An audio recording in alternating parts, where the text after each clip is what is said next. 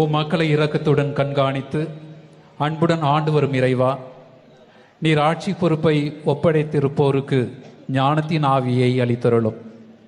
அதனால் மனித மக்களின் வளர்ச்சியே அருள் நெறியாளர்களின் நிலையான மகிழ்ச்சியாய் அமைவதாக. ஆமென். எங்கள் வாழ்நாளின் எண்ணிக்கையையும் காலத்தின் அளவையும் மாண்புக்கு உரிய உமது ஆற்றலால் வரையறுத்துள்ளீர்.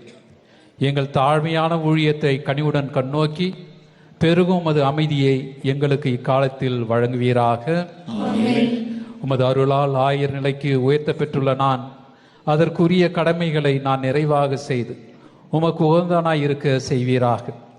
இவ்வாறு மக்கள் அருள் நெறியாளர்கள் ஆகியோரின் உள்ளங்களை நீரே வழி நடத்துவதால் மந்தையின் கீழ்ப்படிதல் ஆயருக்கும் ஆயரின் கண்காணிப்பு மந்தைக்கும் குறைவின்றி கிடைப்பதாக. எல்லாம் வல்ல இறைவன் தந்தை, மகன், தூயாவியாரின் ஆசி உங்கள் மீது இறங்கி உங்களோடு என்றும் கூடிக் கொள்வதாக.